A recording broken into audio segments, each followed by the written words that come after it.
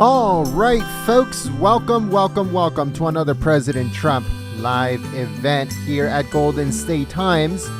President Trump is going to be delivering a news conference when it comes to coronavirus, and not only that, vaccines, but President Trump is not in a good mood at all, folks. President Trump is pissed, and he's very angry at someone that thought was a friend. You know how President Trump doesn't like to get outshined by anyone. Well, the UK, Boris Johnson, has rolled out the vaccines in the UK. They started vaccinating people this morning, and they even did a holiday calling it V-Day or Vaccine Day in the UK. President Trump is not happy. He wanted the United States to be the first one to release the vaccine. But Boris Johnson in the UK beat him to it, and he is not happy at all. He's very angry about this, but let's see what he has to say. Let's see what happens. Live here at Golden State Times, President Trump should be coming out very soon. And I know a lot of people, a lot of patriots are not happy about the vaccines, but President Trump wanted to be first. He wanted the United States to be first to roll out the vaccine and to be the first ones. But the UK beat to it. So let's see what happens. President Trump is not happy, like I said, but he'll be coming out very soon to deliver his press conference and to talk about vaccines, Operation Warp Speed, and everything like that. So make sure you guys stay tuned.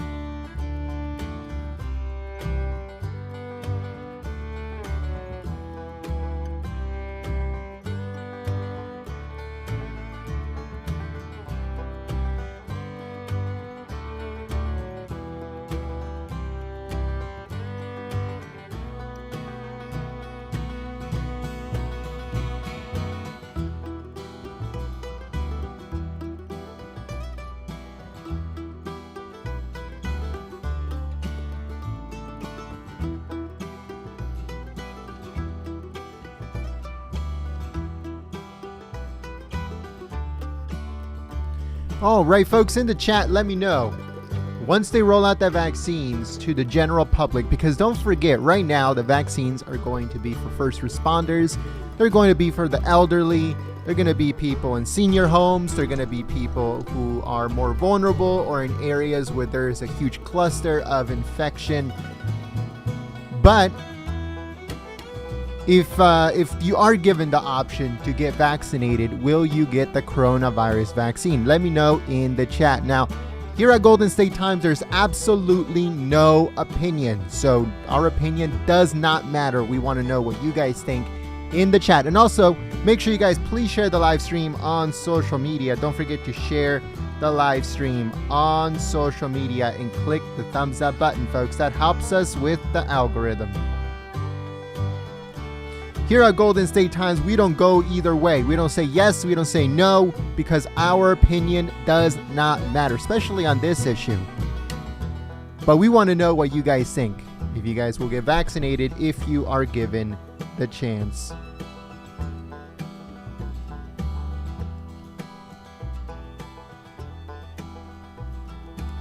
Let me know if you guys shared the live stream on social media. If you guys shared the live stream already, click the thumbs up button.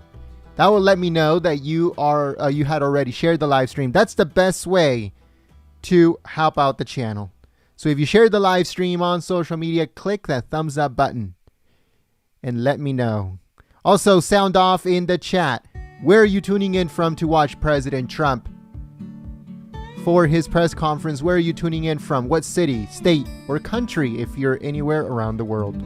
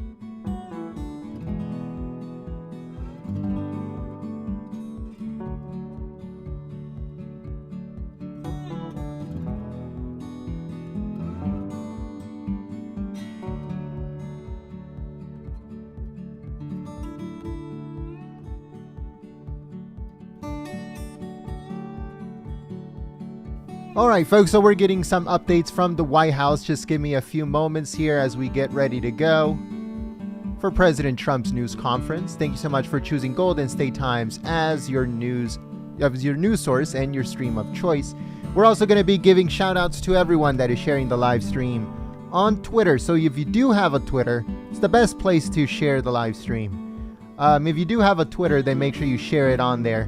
Thank you so much for your help and your support. So if you do share the live stream on Twitter, we'll give you a shout out as a thank you for your help and your support.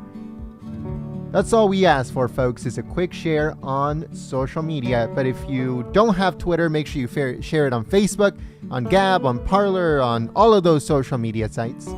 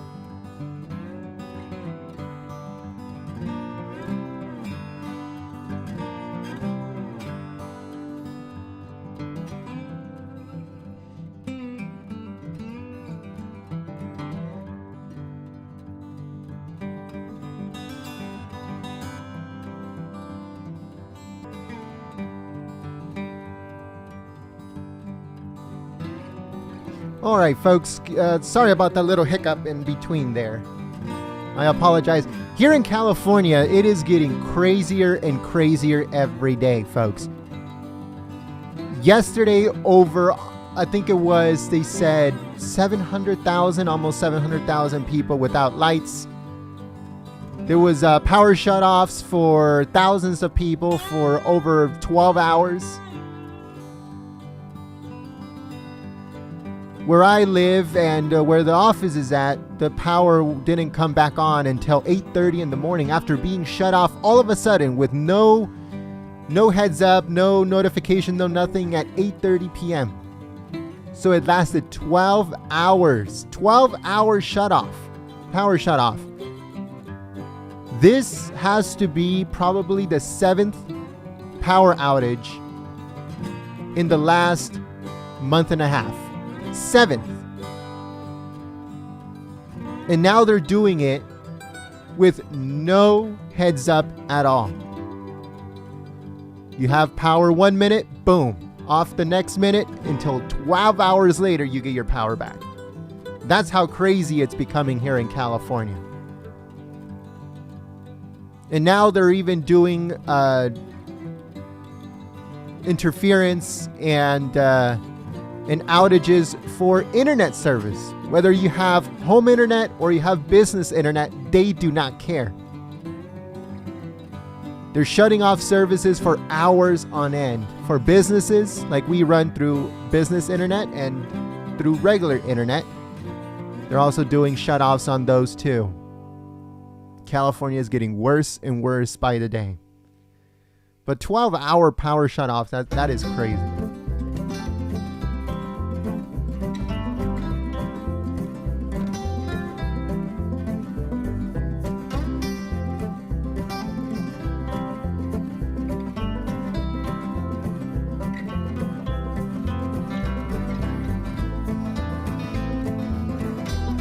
A lot of people are telling me, you need to move to Texas. But guess what, guys? Texas is turning blue. So if I move to Texas, it's not going to be much different by 2022. Since the state is going to turn blue, just like Nevada, just like Arizona, just like New Mexico. Texas is next. So other than Texas, the state that's turning blue, where do you think Golden State Times should go to run away from this? Because it's getting crazy, folks. It's getting crazy here. You know, and a lot of Californians were moving to Idaho. Idaho, a state that was okay. Now Idaho is turning blue. So wherever Californians are going, those states are turning blue. What is going on, folks? Let me know in the chat.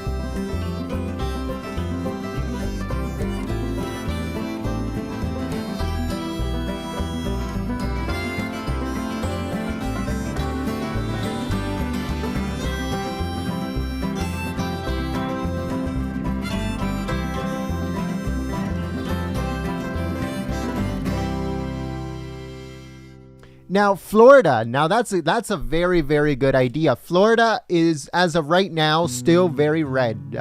Florida, I don't think is going to be turning blue anytime soon. Florida is still a stronghold when it comes to Republicans and conservatives and stuff like that. It's still a pretty good stronghold. So maybe Florida. Florida is a very good alternative. But I know nobody believes me that Texas is going to turn blue. I know. Nobody believes me, but it's happening. We see it. Look at the 2016 election. Look at the 2018 election. Look at the 2020 election. 2022. Remember I said it, folks.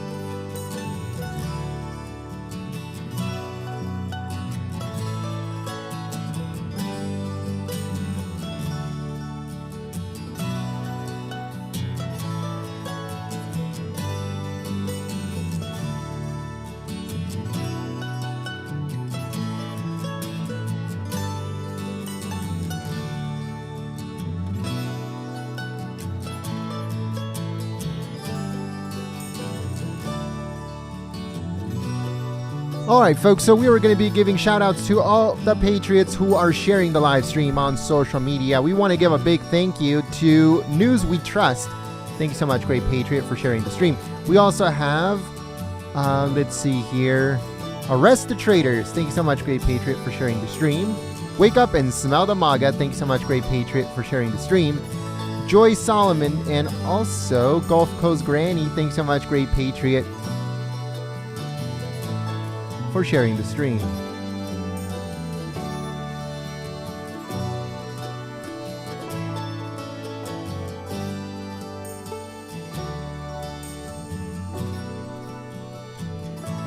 All right, let's check Twitter one more time to make sure that everything is running smoothly. Give me 1 second here. We want to give a big thank you to Q Team 6. Thanks so much, Q Team 6, for sharing the stream. We also have AA Anonymous Angel. Thank you so much, Great Patriot, for sharing the stream. Trump Sandbox and also Resignation Anon. Thank you so much, Great Patriot, for sharing the stream. We also want to give a big thank you to Roberto Bolanos. Thank you so much, Great Patriot. Charles, thank you so much, Charles, for sharing the stream on social media. We also want to give a big thank you to Whimsical Farm Girl. Thank you so much, Great Patriot. We also want to give a big thank you to Jean for sharing the stream. Maria, thank you so much, Maria, for sharing the live stream on social media. Steph, thank you so much, Steph, for sharing the stream. We want to give a big thank you to Guide to the Bible. Thanks so much, Great Patriot, for sharing the stream on social media. 724 Best of Breed. Thanks so much for sharing the stream, Great Patriot. So, Jenna Ellis, which is one of President Trump's legal representatives, and she said on Twitter the following regarding Team Trump. So it says, Team Trump legal team statement on safe harbor deadline. So the safe harbor deadline is a statutory timeline that generally denotes the last day for states to certify election results. However, it is now unprecedented for election contests to last well beyond December 8th. So it says, Justice Ginsburg recognized in Bush versus Gore that the date of ultimate significance is January 6, when Congress counts and certifies the votes of the Electoral College. The only fixed date in the U.S. Constitution is the inauguration of the president on January 20th at noon. Despite the media trying to desperately proclaim that the fight is over, we will continue to champion election integrity until legal votes is counted fairly and accurately. So that is what Rudy Giuliani, attorney of the president, Jenna Ellis, Trump campaign senior legal advisor, and attorney for the president, said in a statement. So they're going to continue fighting, they said, even though the safe harbor due date, which is today, the 8th of December, it pretty much already happened, but they don't care. They're going to fight all the way until January 20th, 2021. So that is what President Trump's legal team just said in a statement. And also, the fake news media is saying that Jenna Ellis and Rudy Giuliani both have coronavirus. This morning, they said that Jenna Ellis had come up with, has a positive coronavirus test. And as you guys know, Rudy Giuliani, yesterday, it came out that he had already tested positive for coronavirus. Even President Trump said that he was doing well yesterday in a Q&A that he did with reporters after delivering a freedom, the Medal of Freedom to, what was his name? Let's see here.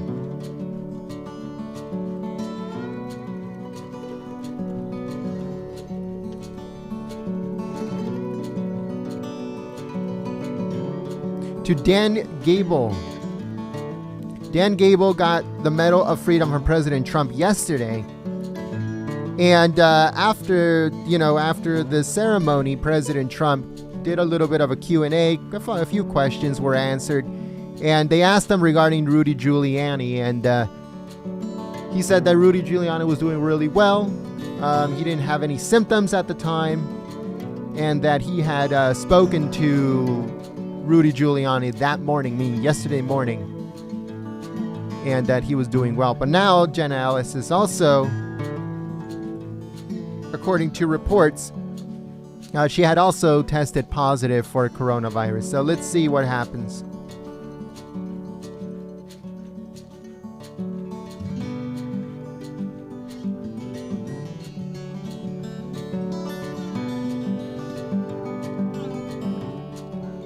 Another development that came out today is that Texas is suing 4 states directly to the Supreme Court over election integrity. So it says that the state of Texas has filed a lawsuit directly with the U.S. Supreme Court shortly before midnight on Monday, challenging the election procedures in Georgia, Michigan, Pennsylvania, and Wisconsin on the grounds that they violate the Constitution. Texas argues that these states violated the Electors Clause of the Constitution because they made changes to voting rules and procedures through the courts or through executive actions, but not through the state legislatures. Additionally, Texas argues that there were differences in voting rules and procedures in different counties within the states, violating the Constitution's Equal Protections Clause.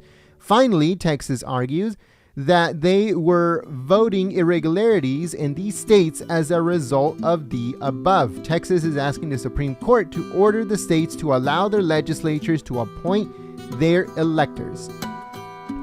So that is what is going on right now, folks. Texas is suing everybody pretty much. And let's see what happens. But if you want to read the actual lawsuit, I am retweeting it right now. So make sure you follow us on Twitter at Gold State Times so you can read it for yourself. What Texas is arguing and what is happening right now when it comes to the 2020 election. Let me check on the White House to see if we have footage. If we have the green light to switch over to the White House.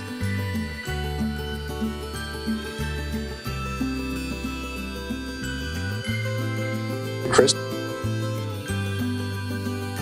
All right, folks, so the White House is saying that just a few more moments.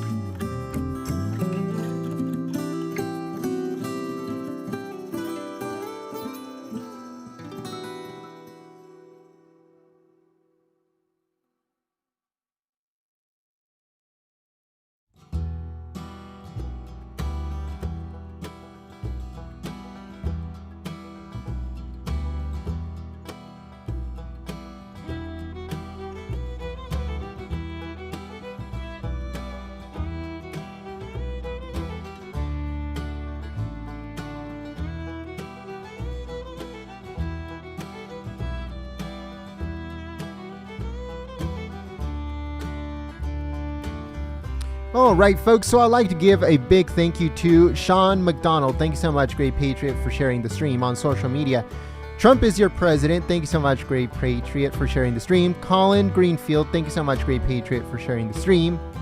We also have We Vibin' right now, too. Thank you so much, Great Patriot. Maggie Battles, thank you so much. Also, Bruce Deerdick Jr., thank you so much, Great Patriot, for sharing the stream. We want to give a big shout out to all the Patriots who are now following us on Twitter at Gold State Times. We will keep you guys updated on everything that is going on, not only with what's going on with the 2020 election, but also coronavirus vaccines, all that stuff. All the information that you guys need regarding politics, breaking news, all that stuff is all posted on our Twitter. And also, don't make sure you guys check out our website, goldenstatetimes.com. Again, that's www.goldenstatetimes.com.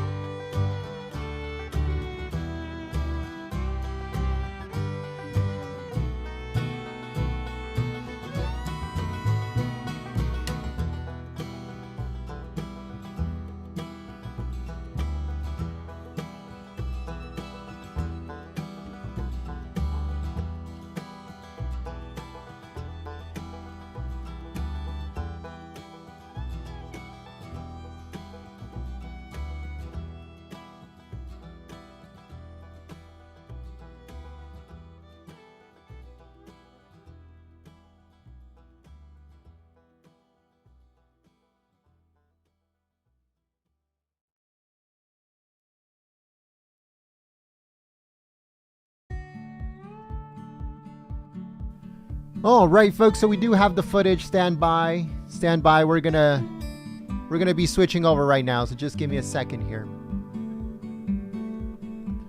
And I'm gonna see if the mic is also on because it's taking place inside. So just give me a second here. We're switching over to the White House. All right, here we go, folks. Here we go.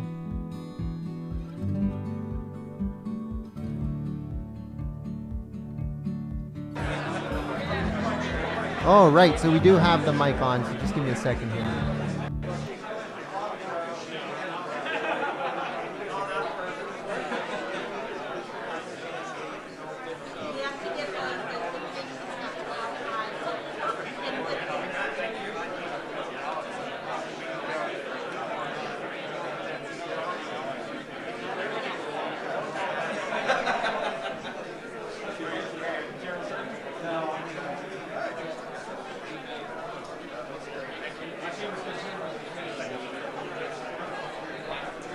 All right, folks, so you guys can hear, the mic is on. The mic is on.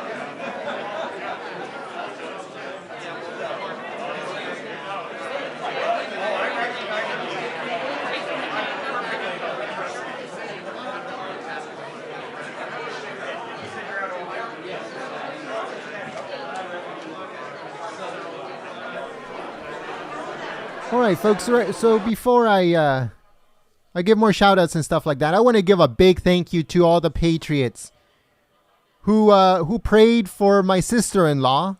Her name is Cynthia, and her baby Juan.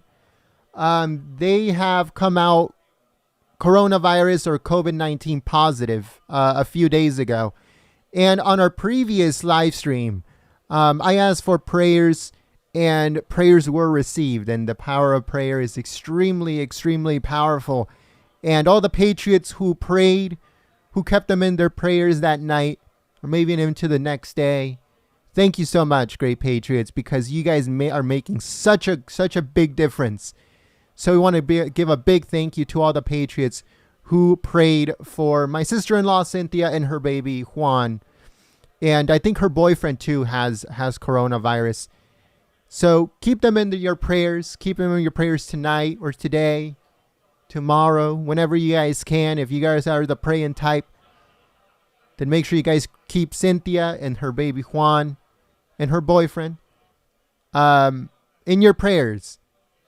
It means a lot. It helps out immensely. And it means a lot to me. And it means a lot to my wife. She seems to be getting better. The baby is still asymptomatic. There's no symptoms with him. But with her, her symptoms are mild.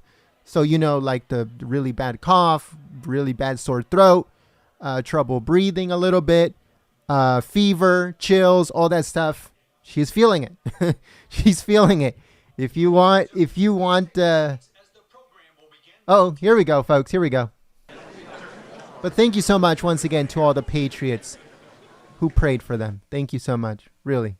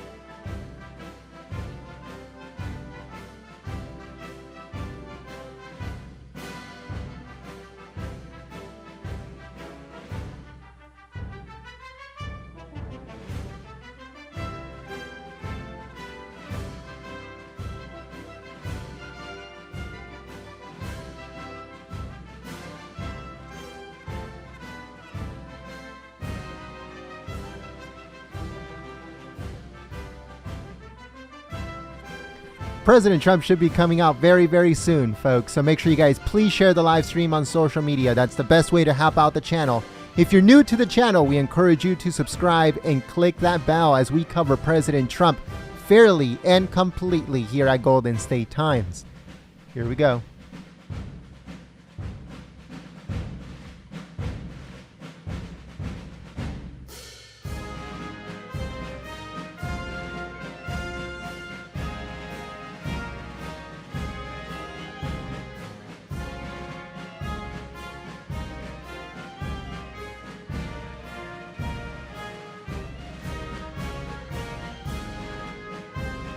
You told the American people that we would have a vaccine before the end of the year, and some scoffed at that timetable. The vaccine by the end of this year, is that possible in your view? Oh, Brian, it's another day of POTUS in Wonderland here.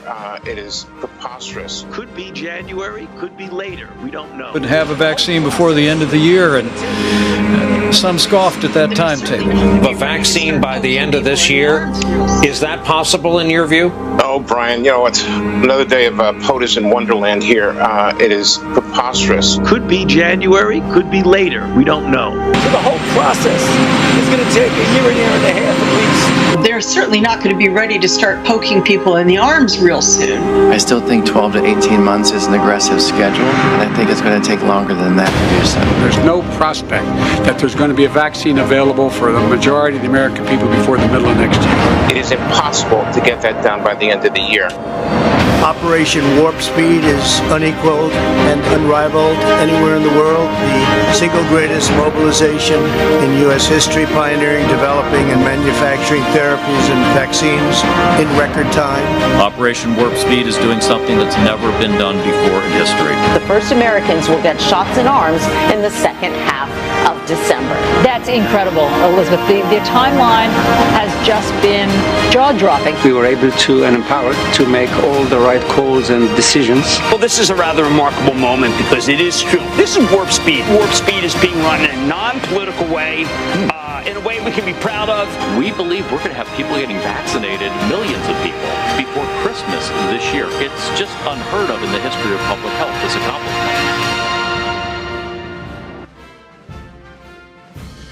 Ladies and gentlemen, the President of the United States, Donald J. Trump.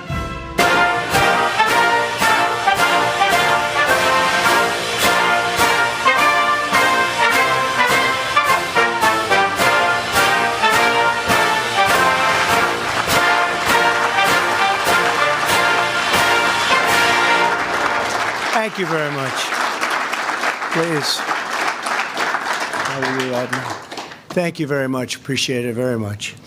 I'm honored to welcome doctors, scientists, industry executives, and state and local leaders to our historic Operation Warp Speed Vaccine Summit. It's been some journey for all of us. It's been an incredible success. We're grateful to be joined by Vice President Mike Pence, who has done an absolutely incredible job on the coronavirus task force. Mike, thank you. Stand up, Mike. Great job.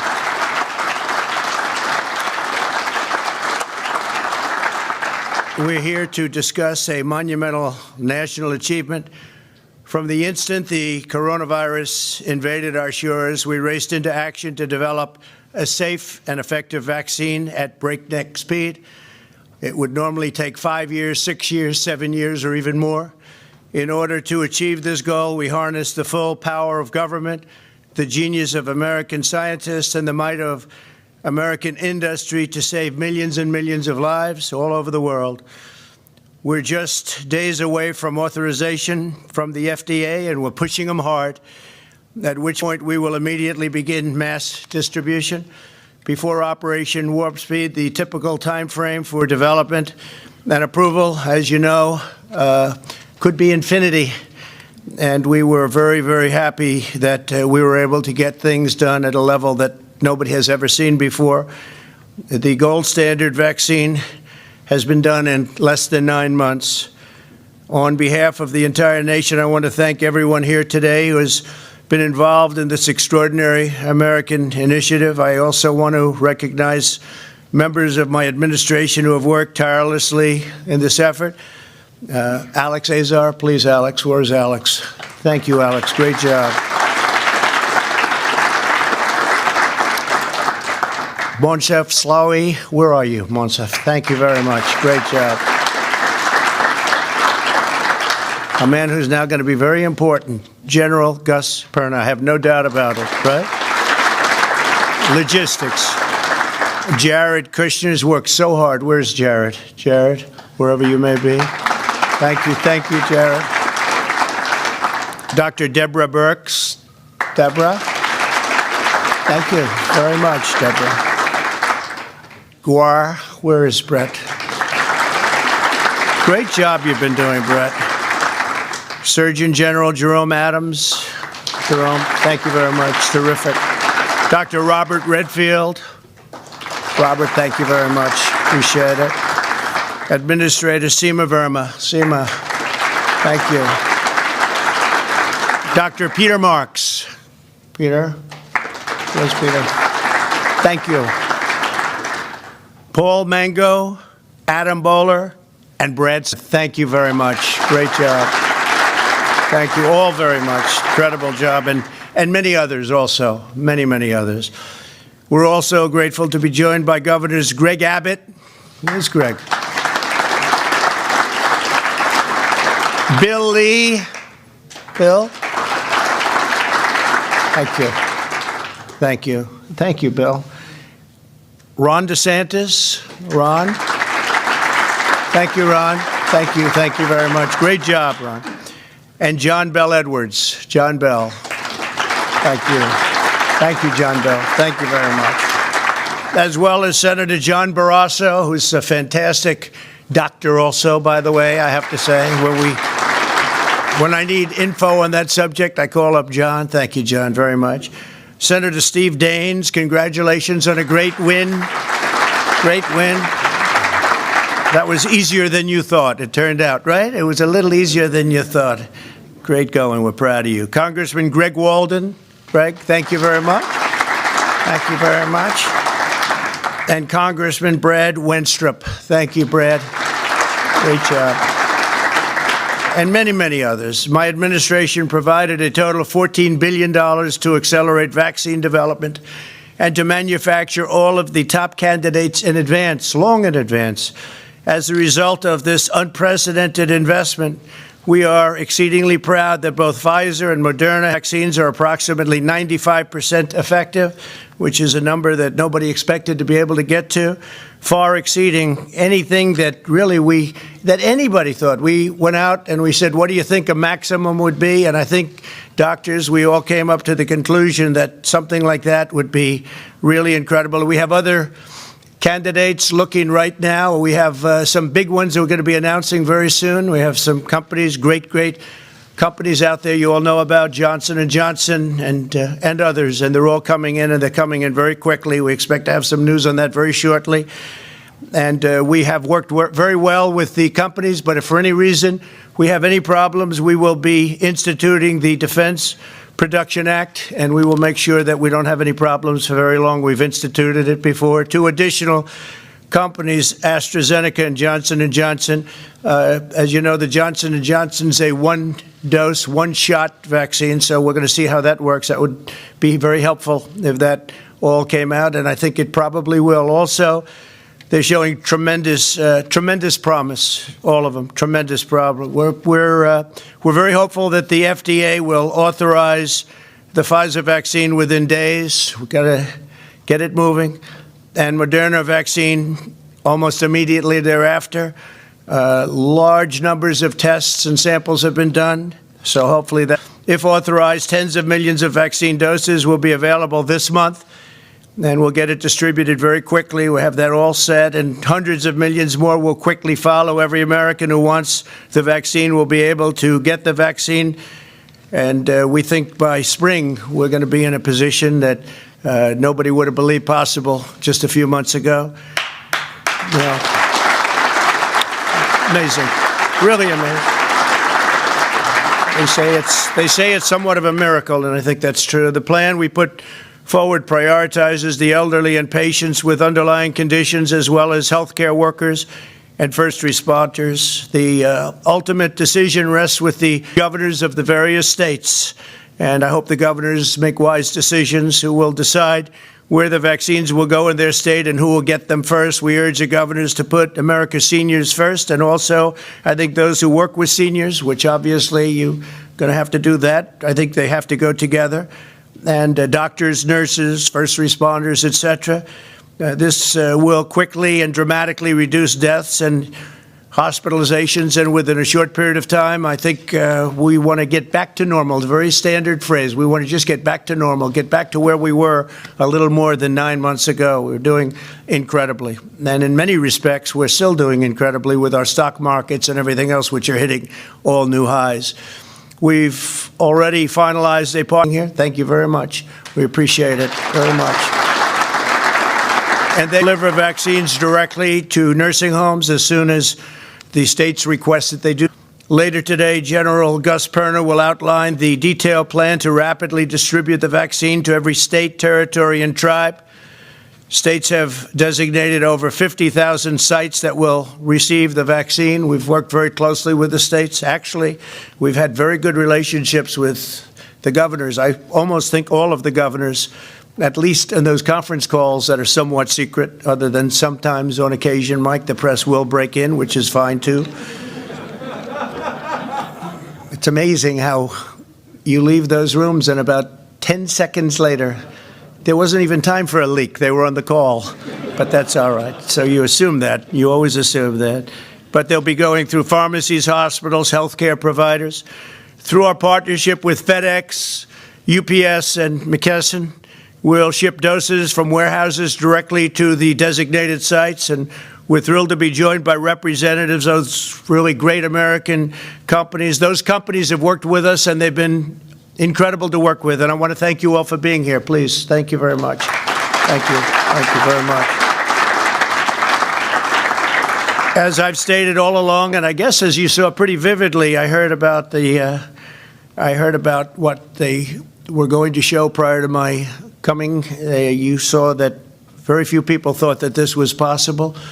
Of course, they'll be saying now, we always told you it was so, but we have them saying a little bit different. But it has been incredible, and it will end the pandemic. It will end the pandemic, and we're working with other nations. As you see, actually, by looking at your screen today, we're working very closely with other nations also to get the vaccines out to other nations.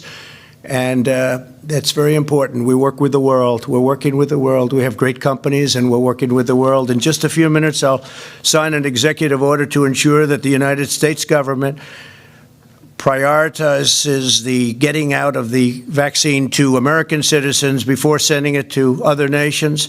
Now, if necessary, I told you we'll invoke the Defense Production Act, but we don't think it will be necessary. If it is, it's a very powerful act, as you know, because we've used it very, very successfully. While we begin to swiftly deploy the vaccine, we'll continue to expand the availability of groundbreaking therapies. Since April, advances in treatments have already helped reduce the mortality rate by 85%. Think of that, 85%. It's an incredible number. I've delivered on my solemn promise to make the antibody treatments, they're brilliant, they're highly successful, available to every American, and we're doing that free of cost, totally free of cost. So we're making them available, and they're available now. And if somebody gets sick, it works where they go and they get treatment if that's what the doctors are prescribing. And it's been incredible, the success. And when you hear 85%, that's some number. To me, that's a number that goes along with anything else, including the vaccines, when you think about it, as well as we've done with the vaccines. When you hear 85%, people find that one hard to believe. But you look at the stats and you see what's happening. And you look at other countries. They're having tremendous difficulties in Europe, tremendous, relatively beyond what we're having. They're having them all over the world. But this will vanquish the problem, this horrible scourge, as I call it, the China virus, because that's where it came from. And the virus has really been looked at and studied all over the world, and our scientists, our industrial and economic mobilization has been like nobody else in the world could have done. And it's very important that we share that with others and other nations. I've worked and invoked the Defense Production Act over 100 times to manufacture essential supplies in the United States, despite the grim projections from the media 8 months ago where they said this was impossible. They actually said, and you saw that a little bit, but I could give you 2 hours worth of it, but they said it will never happen, you could never do it, it was a pipe dream. But we did something that nobody thought was possible, and we also did it where no American who has needed a ventilator has been denied a ventilator. When this first came out, we weren't equipped for that. Nobody was equipped for that. And we're now making ventilators, and we have all we need in this country, but we're sending them to countries all over the world. And we're making thousands and thousands of ventilators a month. The United States has also created the largest, most advanced, and most innovative testing program in the world by far. We've conducted over 200 million tests. Think of that, 200 million tests, more than all of the European Union combined. It's not even close. Just 10 months ago, none of these innovations even existed. The tremendous progress that we've made is a testament to what our nation is capable of. When America is faced with a challenge, we come through, and we always come through to overcome every hardship and surmount every obstacle. And I think you'll be seeing that over the next few months. The numbers should skyrocket downward.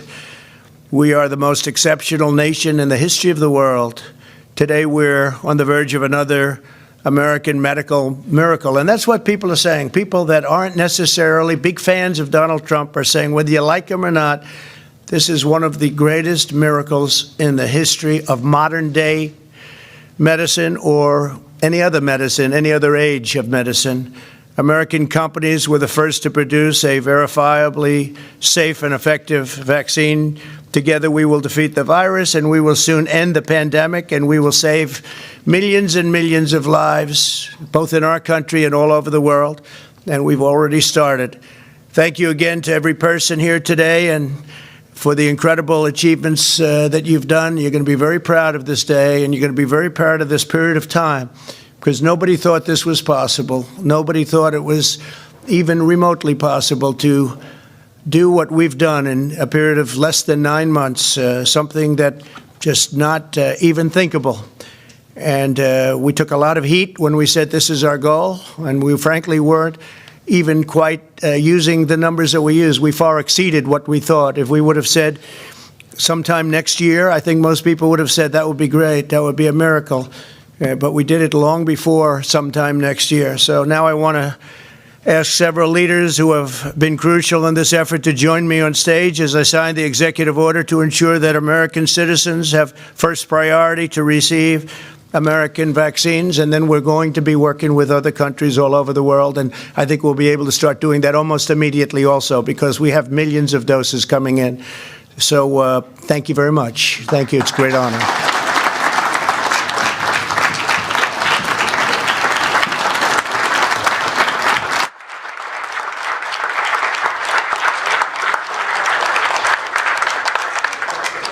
Thank you.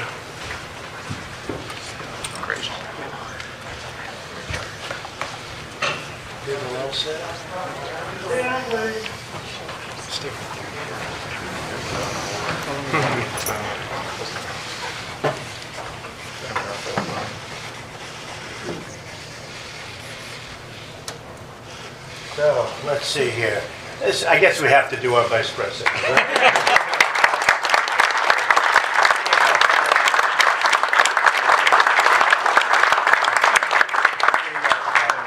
Spread that around. Spread the wealth. Thank you, Mr. President. Thank you very much.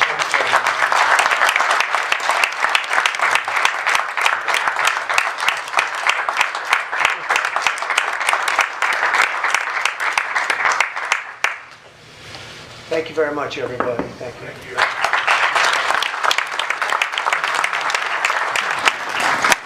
Any questions, please?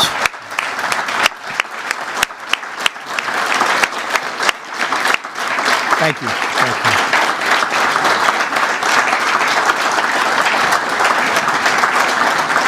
Thank you all.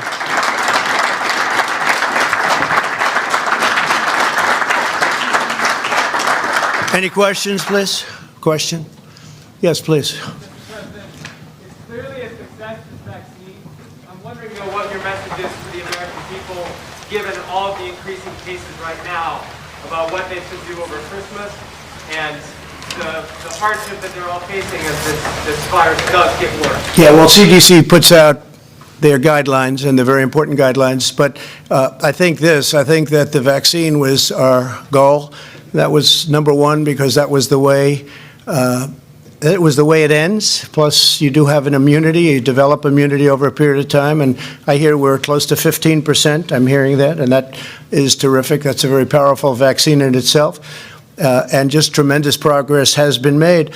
One of the reasons we do show so many, and I say this and I've been saying it for a long time, so many cases is because of the fact that we have 200 million tests. And you take, I think India is actually in second place with just a fraction of that number.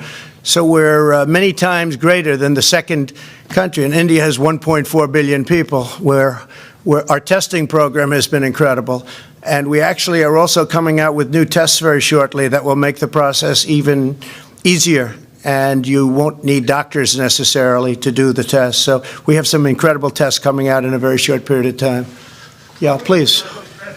Some of these scientific officials here in this room have encouraged Americans not to travel this holiday season, not to go to large gatherings.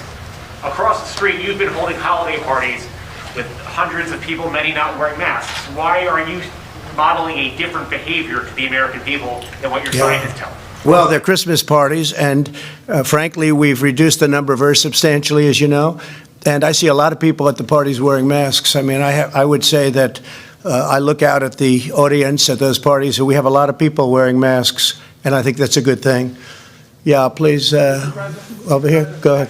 The next administration will be the one ultimately that implements a lot of the distribution of this vaccine and will oversee much of the future of the way Operation Warp Speed goes forward. Why not include members of the Biden transition team as part of this summit that you're hosting today? Well, we're going to have to see who the next administration is, because we won in those swing states, and there was terrible things that went on. So we're going to have to see who the next administration is. But whichever the next administration is will really benefit by what we've been able to do with this incredible science, the doctors, all of the people that came up, the lab technicians. The work that's been done is incredible. And it will be incredible for the next administration. And hopefully the next administration will be the Trump administration, because you can't steal hundreds of thousands of votes. You can't have fraud and deception and all of the things that they did and then slightly win a swing state. And you just have to look at the numbers, look at what's been on tape, look at all the corruption, and we'll see. You can't win an election like that. So hopefully the next administration will be the Trump administration, a continuation, which has led us to the highest stock markets we've ever had, the best employment numbers we've ever had, a rebuilt military. If you look at the tax reductions are the greatest in history, the regulation reductions, the greatest in history. It leads us to Space Force, which nobody thought was possible. All of the things we've done, and we were rewarded with a victory. Now let's see whether or not somebody has the courage, whether it's a legislator or legislatures, or whether it's a justice of the Supreme Court or a number of justices of the Supreme Court. Let's see if they have the courage to do what everybody in this country knows is right. I received almost 75 million votes, the highest number of votes in the history of our country for a sitting president, 12 million more than the 63 million we received 4 years ago. President Obama received 3 million less in his second term, and he won easily. I received 12 million more, which, by the way, is a record, 12 million more. And they say that when the numbers came out, and the numbers came through machines, and all of those ballots were taken away and added, all you have to do is turn on your local television set, and you'll see what happened, with thousands of ballots coming out from under tables, with all of the terrible things you saw. All you have to do is take a look, and if somebody has the courage, I know who the next administration will be. And I'll tell you what, life will be much easier for this country because of what we've done right now, and because of a lot of the people in this room. The job you've done on the vaccine, together with a lot of others, has been a modern-day miracle, and it's really been acknowledged as such. And I want to thank you. I want to give you my love, and I want to give you my thanks, because you're very special people. And now, good luck. You distribute that, General, and really set records, okay? Set records just like we've been doing for 4 years. Thank you very much. Thank you, everybody. Thank you.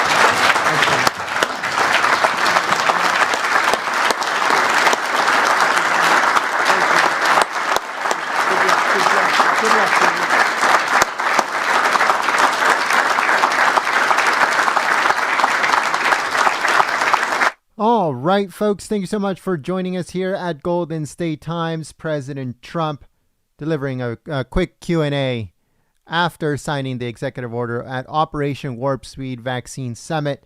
Let us know what you guys think in the comments section below. Thank you so much for joining us here at Golden State Times. If you're new to the channel, we encourage you to subscribe and click that bell. Once again, if you're new to the channel, we encourage you to click that subscribe button and that notification bell as we cover President Trump fairly and completely 24/7, 365 here at Golden State Times.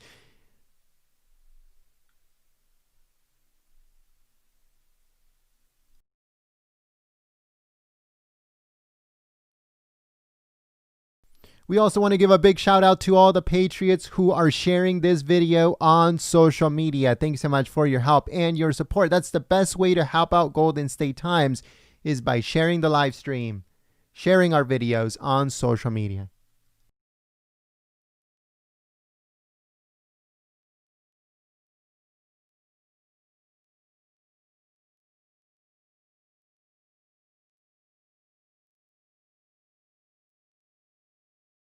So it looks like the summit is going to continue. I think other people from the administration are going to be speaking in just a few moments, in case you guys want to stay. But let me confirm that real quick. Just give me a second here. But if you did miss the Q&A with President Trump, we're uploading it onto the channel right now. In case you missed it, came in halfway towards the end, or you just missed it completely, or you want to watch it again, we're uploading it onto the channel right now. Once again, if you're new to the channel, we encourage you to subscribe and to click that bell.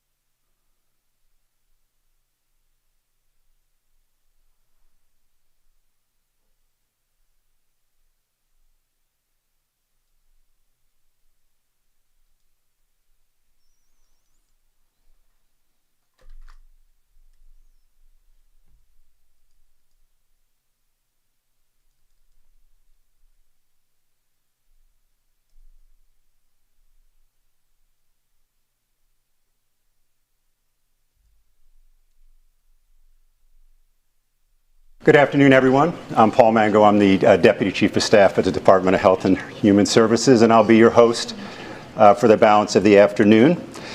I thought we'd begin by reinforcing with a quotation the President's sentiments just a couple of minutes ago. You may recognize this. We were successful at Normandy because we didn't know it was impossible. From the President to Secretary Azar, to Dr. Slaoui and General Perna, and down through the ranks of every participant in both the public and private sectors, their focus was singular: save American lives.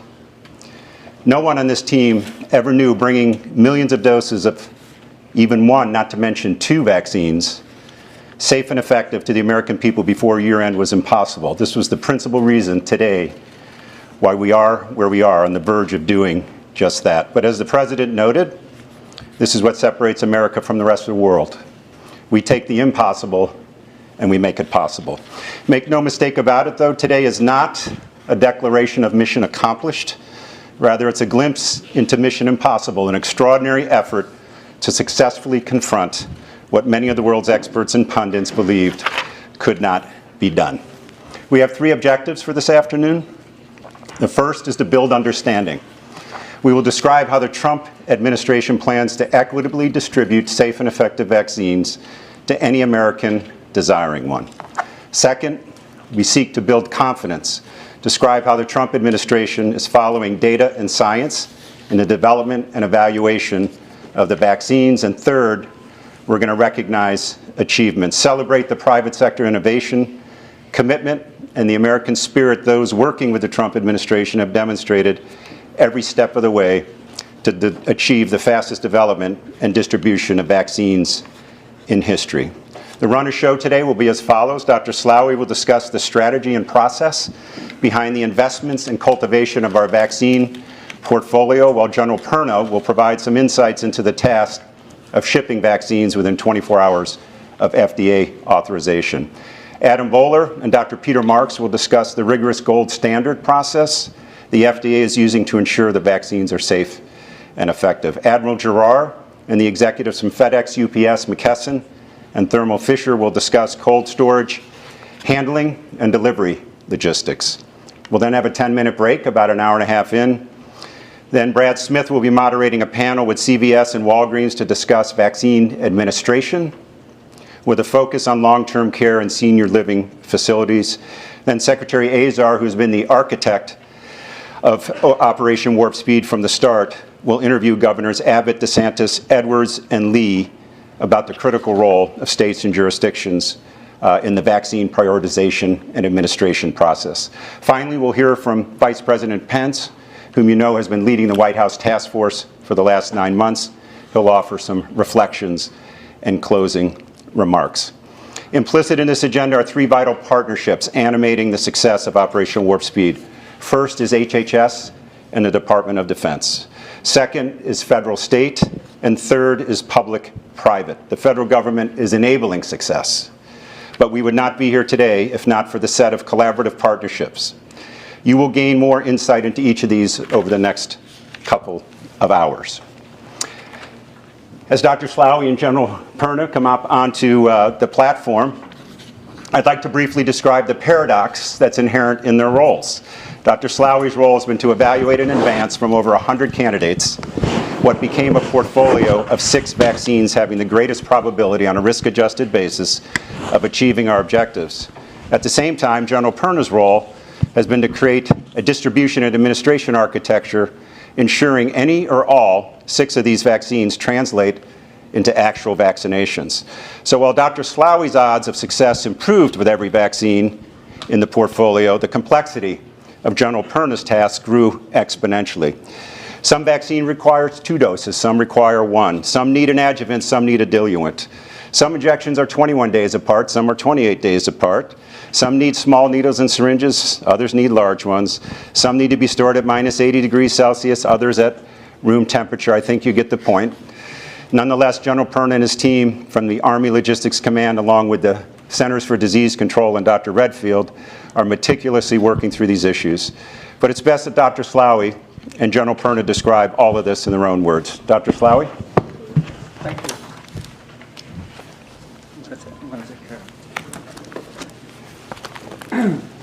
Thank you, Paul. Apologies, guys. It's getting more complicated. Well, thank you very much. Ladies and gentlemen, indeed significant progress has been made through Operation Warp Speed in the development of vaccines against COVID-19 for the American people and for the world. However, obviously there is still much more that needs to be accomplished before we can effectively take control of this pandemic and get back to our normal life. Hey, Dr. Slaoui, I'm sorry. You just need this microphone. Sorry to interrupt you here. That one's not working. So we need to turn that on. Yeah. Sorry about that. So I thought today that what I do is summarize where we are in the development of COVID-19 vaccine. How come we have been so fast? Why I believe it's very important Americans and people around the globe trust the effectiveness and safety of this vaccine. And of course, I also want to acknowledge and thank the many participants from the private sector to the academics to the US government employees to the volunteers who participated in the clinical trials and the hundreds and thousands and tens of thousands of people across various industries that have enabled and made possible where we are today. So over the past 7 months, what we have done is to say, let's select a portfolio of vaccines rather than bet on only 1 or 2. And let's drive all 6, in fact, at the initiation we thought we could have 8. Let's drive them in parallel as safely and as securely as possible. And we designed that by selecting what we call platform technologies. I'll explain that more in a second. And decided to take 2 exemplars of each platform technology in order to increase our chances to succeed, because failure is the normal life of research and development. And success is rare. And success in this case not only meant that we would have a vaccine, but that we would have a vaccine and that we would have vaccine that can be manufactured in tens of millions and then very quickly into hundreds of millions of doses. These were all enormous challenges. And as we stand today, I think we are beginning to have some successes. 2 of the vaccines using one platform technology called messenger RNA have demonstrated, I believe, exceptional efficacy, 95 efficacy on average against disease. Importantly, they have both 100% efficacy against severe disease.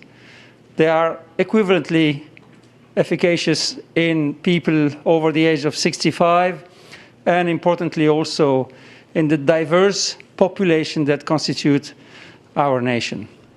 I think there are very important achievements, and these 2 vaccines, one by Pfizer and one by Moderna, remarkably gave similar results, even though they were developed completely independently and designed completely independently. In fact, at the onset, competitively.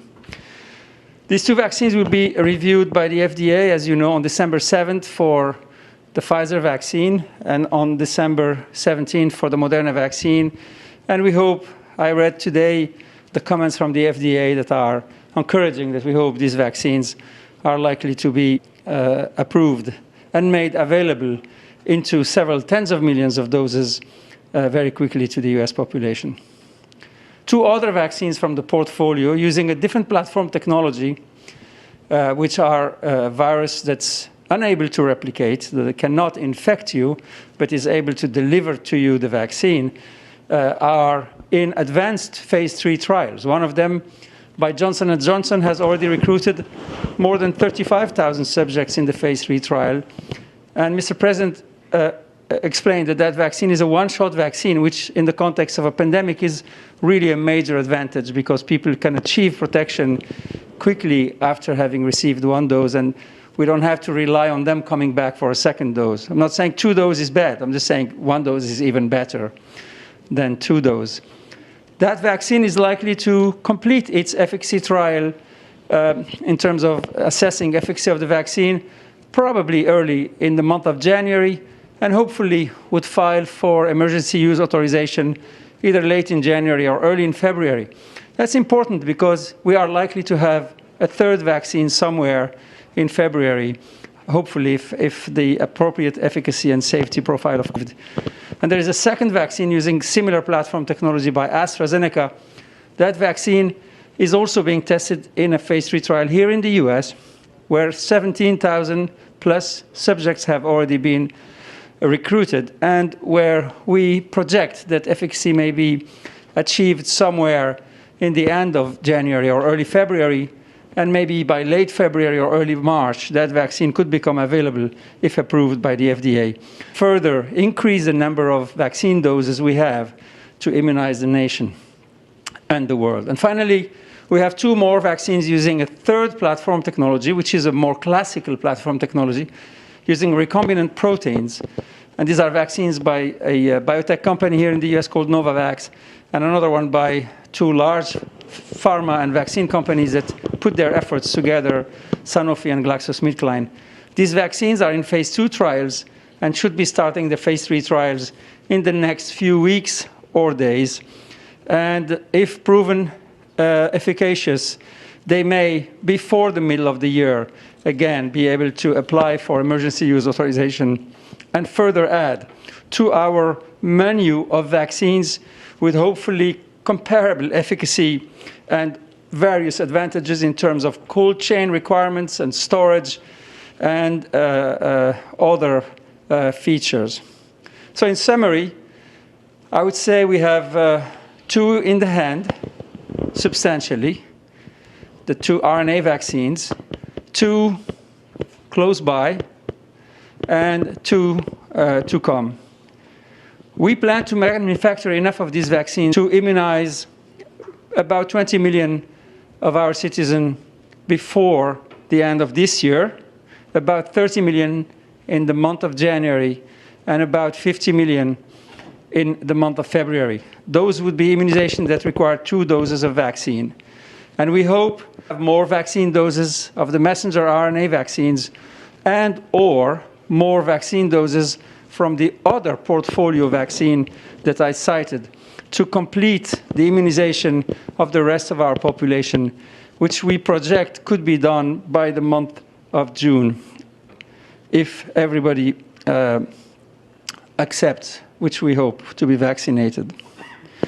So how come we have developed so many vaccines so quickly? Well, really, this is what the operation has achieved.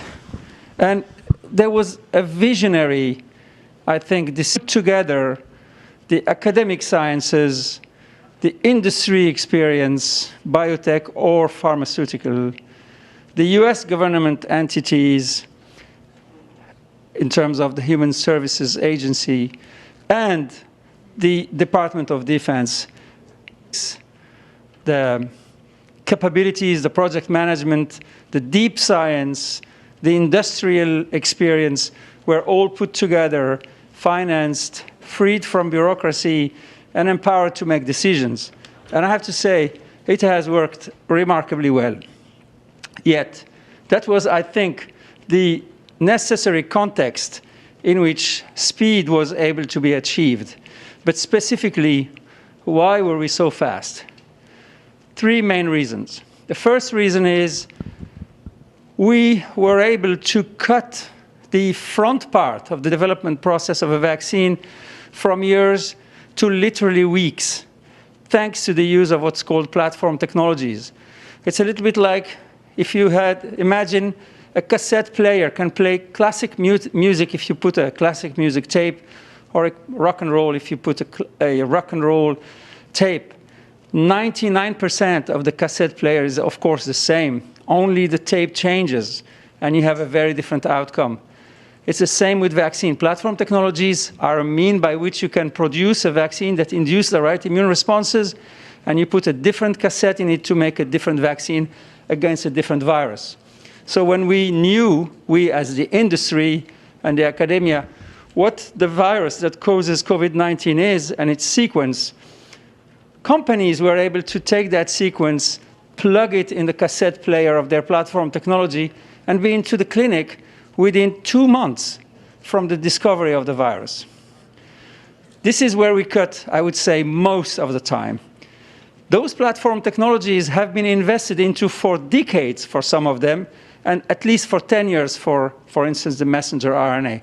They have been into the clinic with other vaccines. They have been developed for industrial manufacturing. Their toxicology and safety in animals was described. We didn't cut corners. We used what was known and built on it. And I think that's really super important for everybody to understand. The second thing that allowed us to accelerate was that we took every possible operational and financial risk. We planned everything in parallel. We spent all the money before we knew whether things were going to work. We planned phase 1, phase 2, phase 3 trials in parallel. Of course, we didn't progress in parallel. We only progressed when the FDA said it's fine, it's safe to progress. Sites for clinical trial, for instance, well before we knew we could ever run the clinical trial. That's not what you do normally. That cost $1 billion, effectively, those clinical trials. We also invested enormous amounts of money to tune or build, equip, and then scale up the manufacturing process for these vaccines. Even hire people and train them into the manufacturing facilities.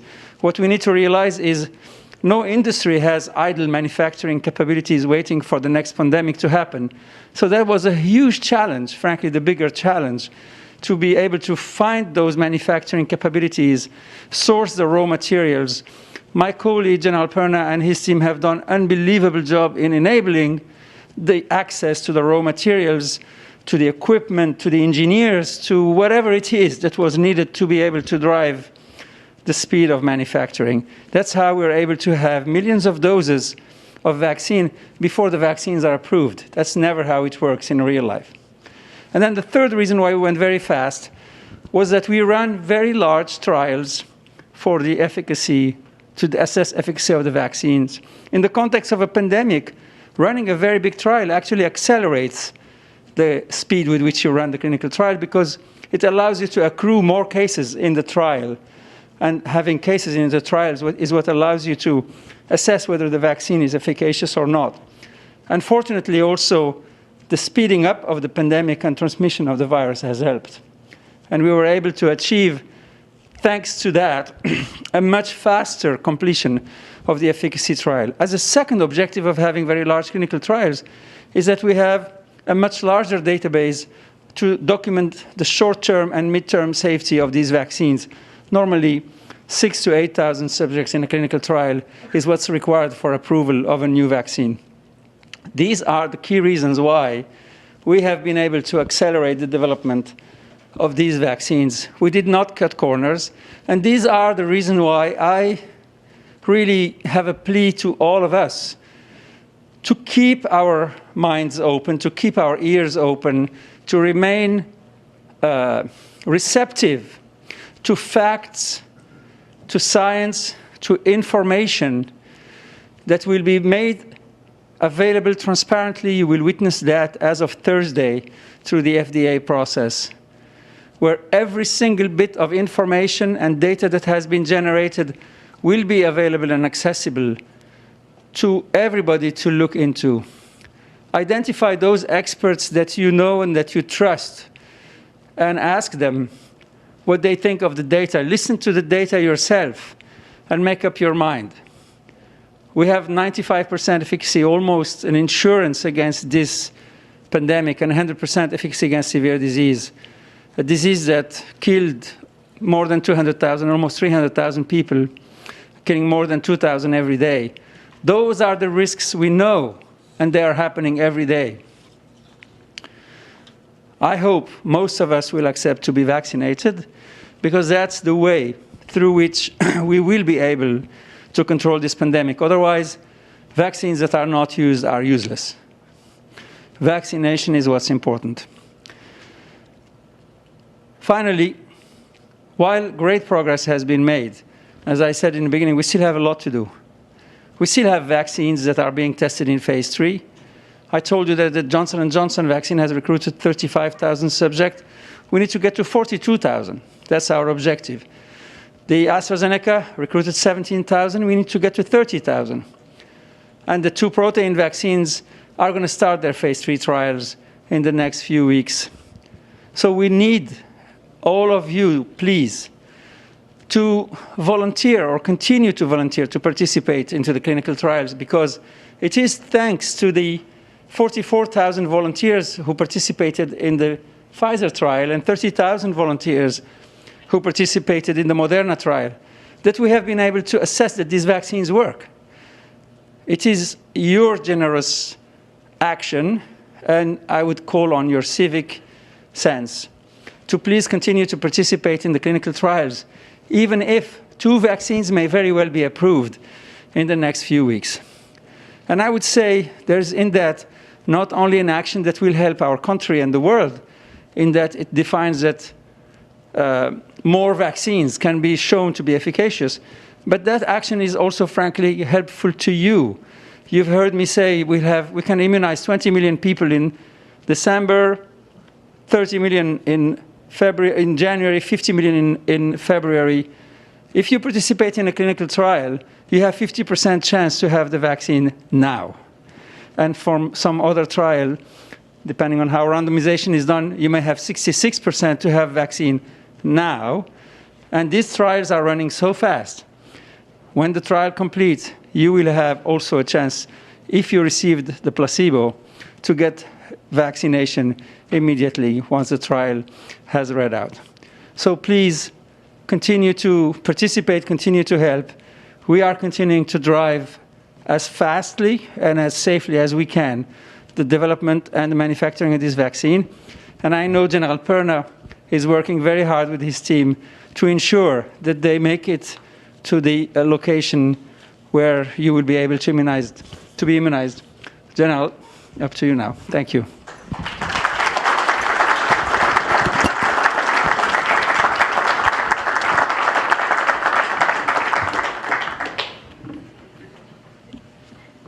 Can everybody hear me all right? Great.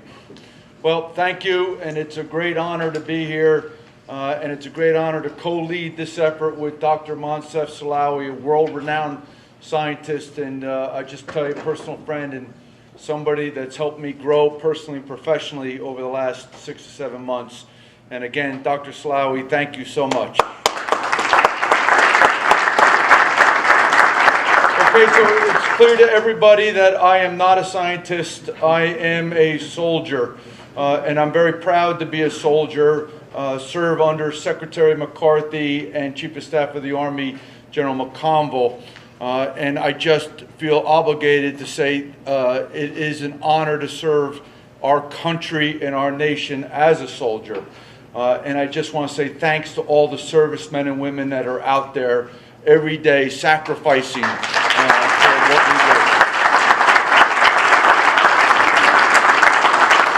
Since the moment I've been appointed as the co-leader of this task force, every waking moment is about one purpose.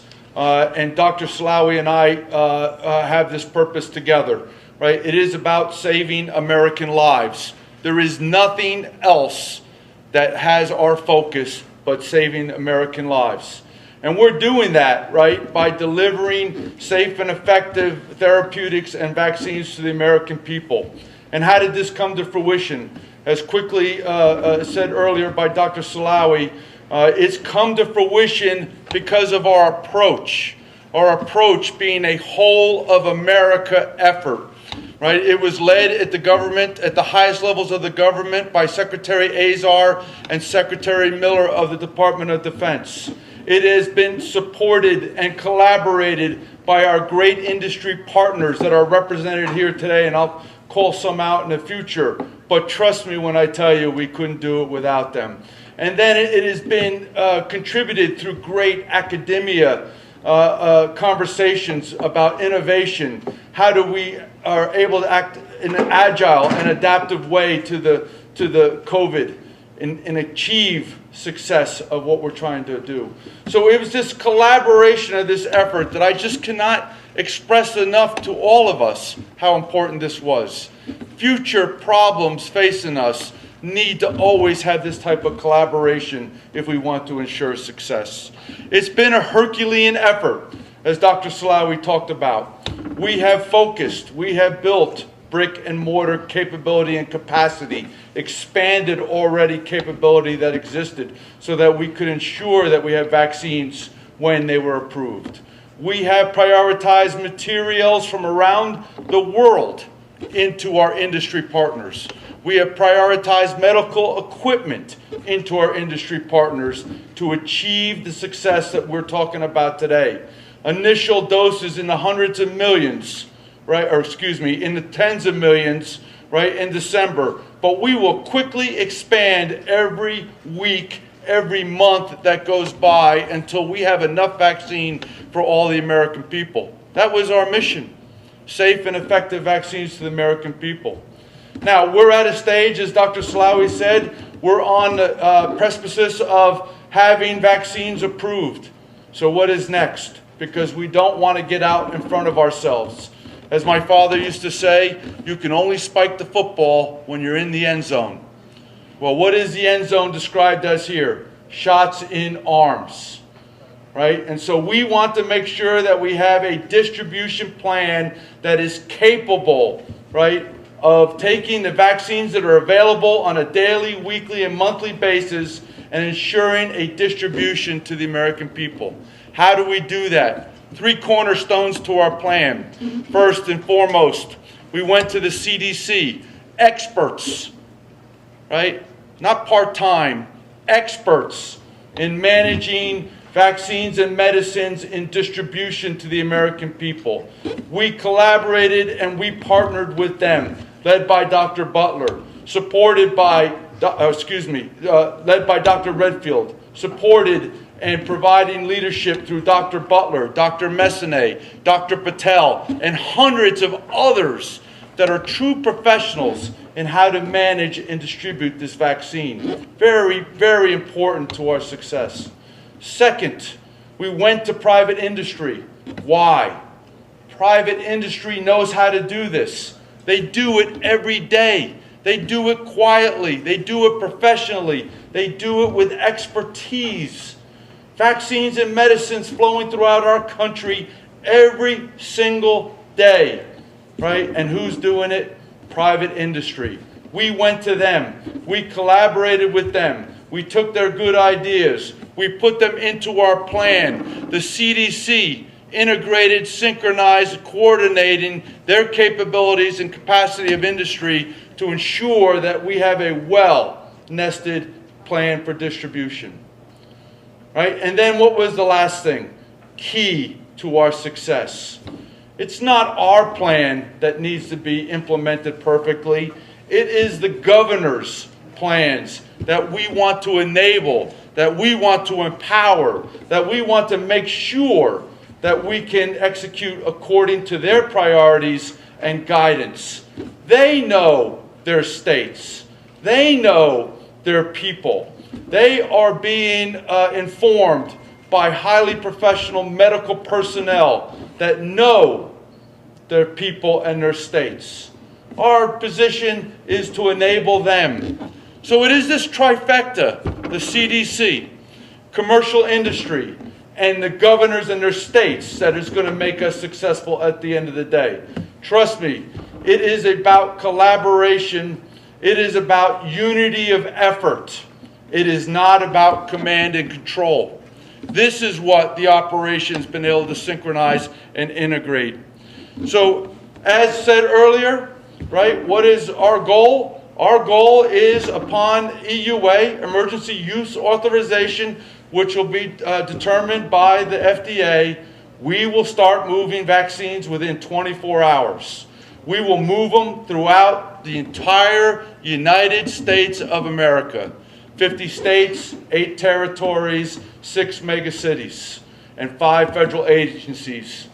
We know, right, based on the allocations that were available to us for Pfizer vaccine, and our allocation process was by pro rata to the population of each state, territory, or city above the age of 18 to ensure fair and equitable distribution of vaccine every day. We know that for Pfizer vaccine, based on our allocation, we know exactly, as of last Friday, where the states want the vaccine distributed to. We know the locations by address. We know the populations based on the amounts that they want at each location. We know this as a fact. We are already sharing this information with industry, which I'll talk about in a minute, what they're going to do with it, so that they can plan, package, and prepare to distribute. This week, we're working on the Moderna vaccine initial allocations with the states. And by this Friday, we will have all the locations for the Moderna vaccine allocation from the states. We'll know where they want it, and we'll know how much they want it. So within a 1 week period, we've been able to accumulate, process, inform, and collaborate where the vaccine's going to. Key to our success. So now we have EUA, we have the information we need, where it's going, how much is going. So how is it going? First, the Pfizer vaccine is depicted up front, top or half of the chart. Their goal is to deliver a vaccine to the right side of the chart on all those places and locations that we want it to go to. Pfizer has chosen to do their own delivery of vaccine, right, in collaboration with us and in our priorities to distribution capabilities, right, FedEx and UPS, right, and they will distribute to FedEx and UPS, and FedEx and UPS will break down the vaccine by location and then distribute it to the final locations accordingly. The Moderna vaccine is going a little bit differently. Moderna chose to have a distributor come in and help them. McKesson is going to take responsibility for that. They're going to break down the vaccine. They will repackage it. Then they will distribute it through FedEx and UPS down to the final administration sites as directed by the governors. At the end of the day, whether it's Pfizer or Moderna, Right? Our capability and capacity is something that we know how to do, and we know how to track and how to implement it, and how to make sure that the vaccine is delivered. It is delivered safely. It is delivered to ensure the stability of the vaccine, and it is delivered securely to the locations that we said. Right? This is why we put this all together. It will be a Herculean task, but I am confident, as I said, the planning by the CDC, the collaboration by our partners, McKesson, FedEx, UPS, CVS, Walgreens, right, that we will be able to execute this vaccine very efficiently, but more importantly, effectively. As we start to deliver the vaccine, we will be able to track every single vaccine from start to finish. We have worked in great collaboration with commercial industry. We have developed a capacity or a capability to track every vaccine. We will see from point A to point B. We will understand how the vaccine is being administered in arms, and we will continue to flow vaccine to support the use at the administration sites. The key is flow of available vaccine. We are not waiting for a monthly cycle of delivery of vaccine.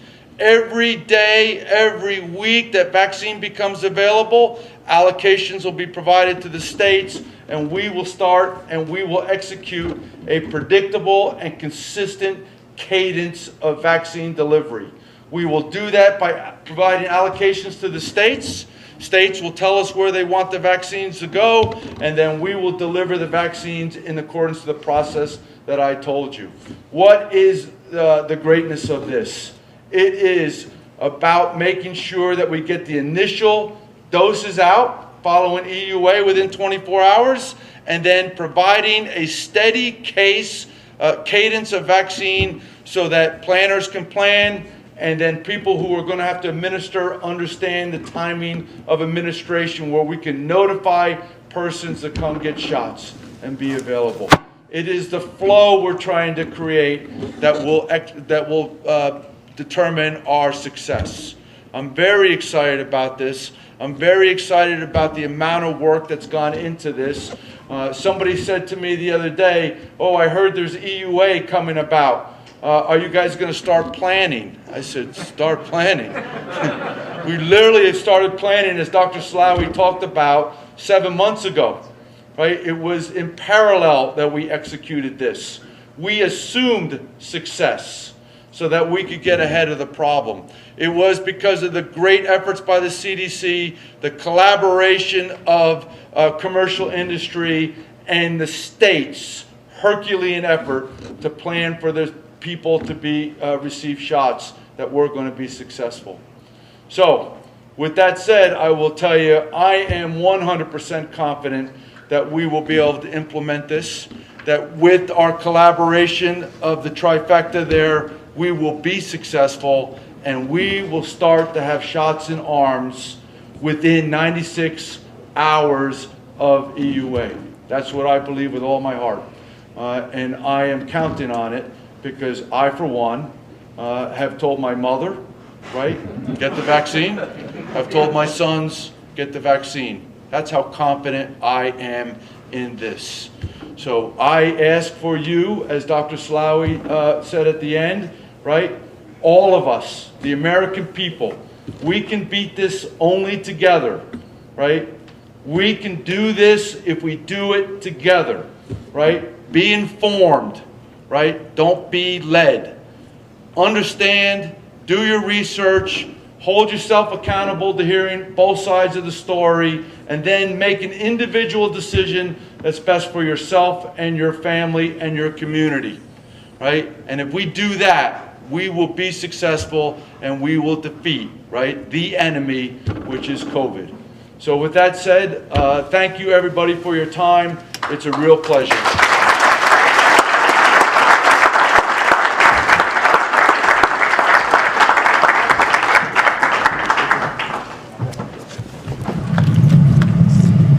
Okay. I'm not sure there's two more humble, selfless, competent leaders in the country. So congratulations, gentlemen. It's been a pleasure working with you. I have to tell a short anecdote about Dr. Slaoui. He's pretty reticent about telling folks he's the most successful vaccine developer in the world today. So after he decided what his slate of 6 vaccines was going to be, we took him through a little exercise. We said, there's 3 criteria we want you to evaluate the probability of. Will it get through phase 3 clinical trials and get an EUA? Will it be effective in persons over 65? And will we have tens of millions of doses of each? 6 vaccines, 3 criteria, 18 total factors. We came out with, if you remember, this was last summer, 75% probability we'd have at least one of those, about 30% probability we'd have 2. So choosing that slate was so vital to our success today, and Dr. Slaoui was once again spot on. Okay. So now we move on to objective number 2, which is building confidence. And you will have Adam Bowler, who's been one of the Operation Warp Speed board members, have a discussion with Dr. Peter Marks, who's the director for the Center of Biologics Evaluation and Research. For those of you who don't know that, it's the agency that will actually evaluate and hopefully approve the emergency use authorizations for the vaccines. And they're going to talk through the truly gold standard process that the FDA has utilized over the last several months. They've had input into the clinical trials. They're obviously vital to evaluating for emergency use. Now, Peter's been very gracious. He's literally has staff working 3 shifts, 24 hours a day, 7 days a week. He did not want to leave his staff today to come down and talk to you, but we thought it was much more important for the American people to hear from him briefly about the rigorous process, the exacting process that he is taking his team through to evaluate these. And when he's done, he's going to head right back out to the FDA. So thank you for that, Dr. Marks. And Adam Bowler and Dr. Marks, come on out.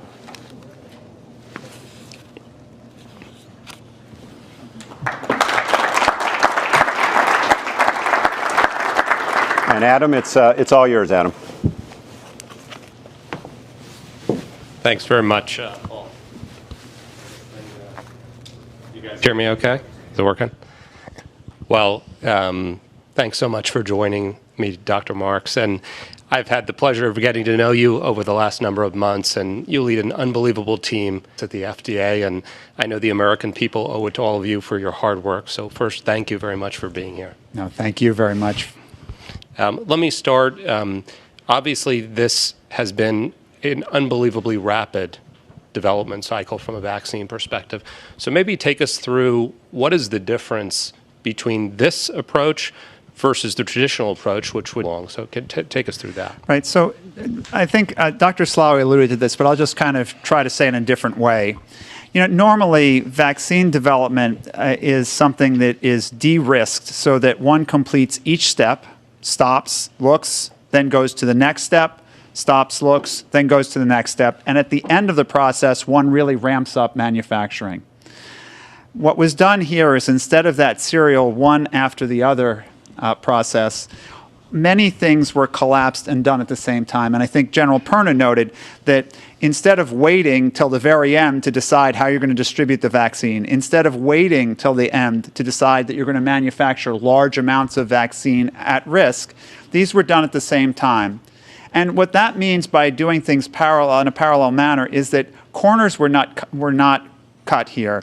This is a vaccine that's gone through, these vaccines are going through the large kinds of trials that we would expect from prophylactic vaccines, preventative vaccines that are going to be given to large numbers of people.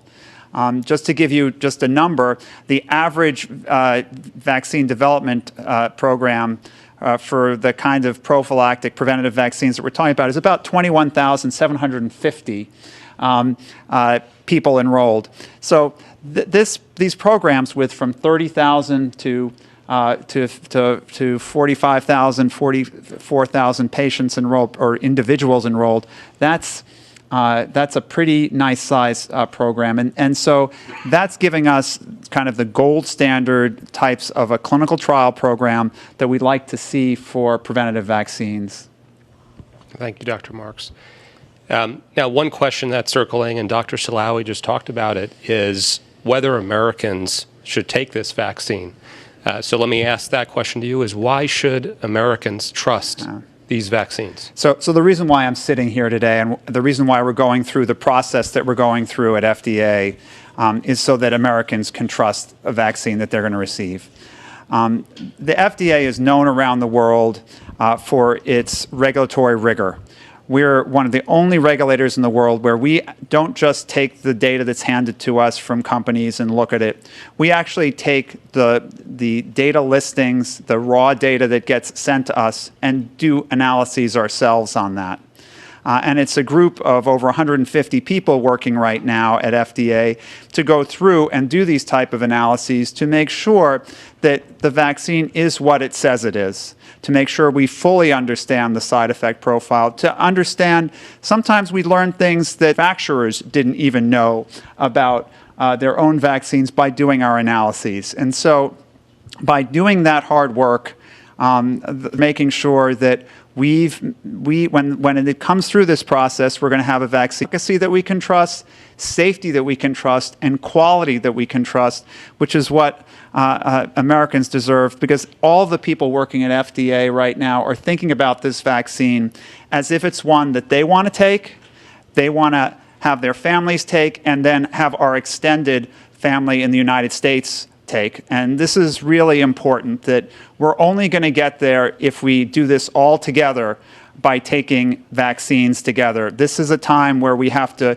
rebuild our trust in vaccines. Hope by the transparent process that we're using, by going to an advisory committee in view where people will see the data that's being put forth, where there'll be a discussion among academic experts of the safety, effectiveness, and the quality of these vaccines, that people will see nothing's being hidden, that these are vaccines that when we say at FDA, we've done our best job to make sure that they are safe and effective for all of us to roll up our sleeves and take.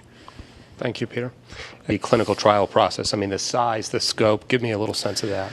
So these clinical trials that involve the ring a coin and putting a one-to-one person getting a placebo or an inactive product versus the active vaccine, where we have 15,000 people in each arm to compare them, means that we have a very large size trial, which not only lets us get to the efficacy quicker, as Dr. Slaoui noted, but also gives us a very nice size safety database. And although normally we'd like to have longer follow-up of individuals perhaps than we'll have right now, we're able to make up for that by following the people who were in the clinical trials for longer periods of time. The past 10 years in the United States, we've developed a very robust safety surveillance system which uses large databases covering hundreds of millions to look at specific adverse events to make sure that there aren't problems coming up after these vaccines are given to people.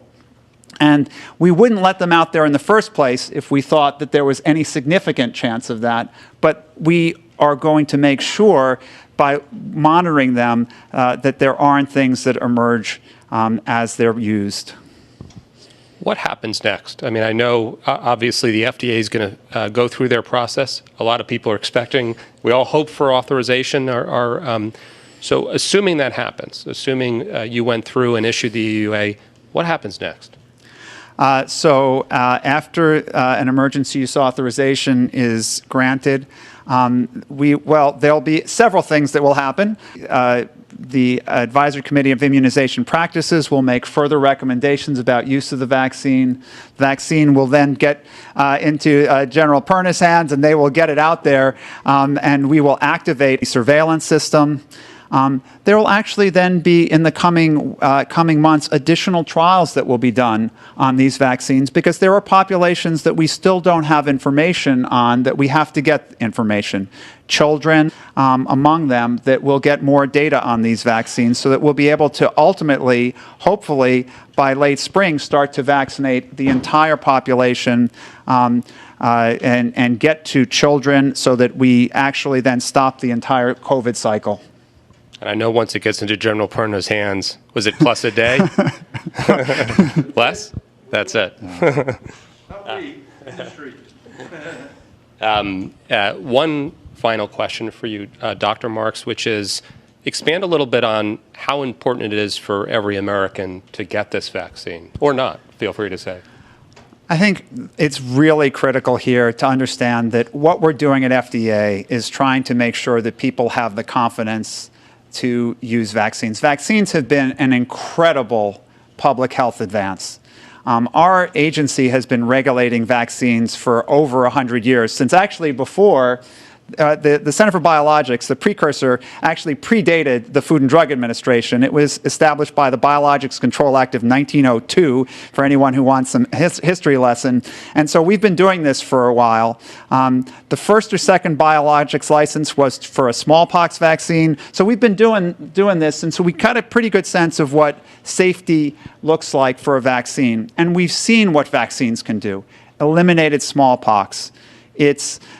Polio is something that nobody sees anymore in the United States because it's gone pretty much. Even measles we don't see because as long as we keep getting our children vaccinated, we don't have measles outbreaks in the United States. So it's a huge transformation from vaccines. And we would not allow vaccines to go out there if they weren't safe and effective. And when we see safety signals, we deal with them. So it's critical here that we all trust in the outcome of this process because we all need to bring this crisis to an end together, and getting vaccinated is kind of the first step there. You know, what we have right now is we can wear masks, we can wash our hands, and we can stay social distance. With the vaccine, we can finally help drive this away and have it go the way, hopefully, of smallpox to being something that's only in high biocontainment laboratories. And that's only going to happen if a large fraction of vaccine. Well, thank you, Dr. Marks. I mean, Washington can be a difficult town. But you and your team and the group here show that this is not a partisan effort. It's an American effort. And so as an American, I want to really say how much I appreciate all your work and your team's work. Thanks very much. I have to say I have an incredible team of diverse individuals who are so committed to this that they have worked tirelessly, and they'll continue to work tirelessly with these vaccines and additional vaccines till we have what we need to beat COVID-19. Thank you. Thanks.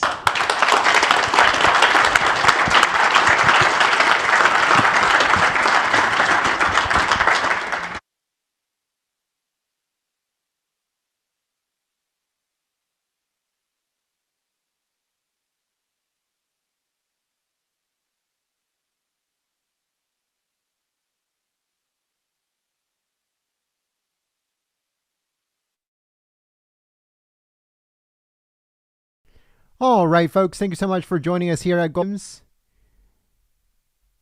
And thank you so much to all the Patriots who have been sharing the live stream on social media. We hope to see you guys here next time. But until then, my name is Jenna from Golden State Times. If you're new to the channel, we encourage you to subscribe and click that bell. Thank you so much, folks, and we will see you on the next one. Peace.